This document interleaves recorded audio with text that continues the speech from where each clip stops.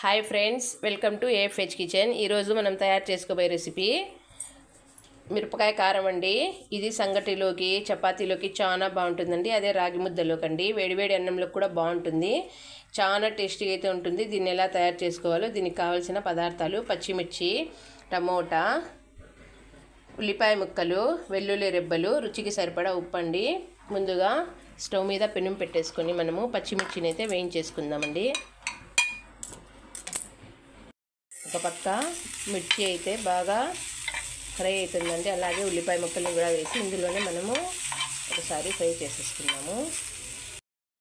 ఇప్పుడు చూడండి, మిరపకాయలను అయితే ఇలా తీసేసుకున్నాను పక్కకి. వీటిని కూడా పక్కకి తీసేసుకుందామండి. టమాటాన్ని కూడా 2 చుక్కలు నూనె వేసి బాగా ఫ్రై అయితే చేసేసుకుందామండి. చాలా హెల్తీ ఉంటుందండి. రాగి ముద్దలోకి నెయ్యి వేసుకొని కారం వేసుకొని తింటుంటే వద్దంటే దిగుతూనే ఉంటుందండి, అంత టేస్ట్గా ఉంటుంది. జ్వరం వచ్చినప్పుడు కూడా మనము రొట్టెల్లోకి, బియ్యపు రొట్టి, జొన్న రొట్టి, రాగి రొట్టెలు కూడా చాలా చాలా టేస్టీగా ఉంటుందండి. ఇలాంటివి తిన్నప్పుడే కదండి అప్పుడప్పుడు మనకి టేస్ట్ అనేది, నాలుగుకి రుచి అనేది బాగుంటుంది. చూడండి, అన్నింటినీ ఇలా వేయించేసుకున్నానండి. ఇప్పుడు మిక్సీ జార్లోకి మనము ముందుగా పచ్చిమిర్చి, కొద్దిగా ఉప్పు, వెల్లుల్లి రెబ్బలు వేసేసుకుందామండి. వేసేసుకొని దీన్ని కచ్చా పచ్చగా పట్టేసుకుందాము మిక్సీలో.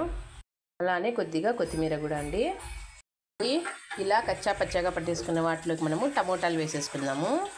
ఈ విధంగా వేసి దీన్ని కూడా కచ్చా పచ్చగా పట్టేసుకుందాం. చూడండి, నేను చెక్క ఇలా మనము రోల్లో అయితే ఎలా దంచుకుంటామో అలానే కచ్చా పచ్చగా అయితే ఉంది. ఇందులోకి ఉల్లిపాయ ముక్కల్ని కలిపేసుకుందామండి.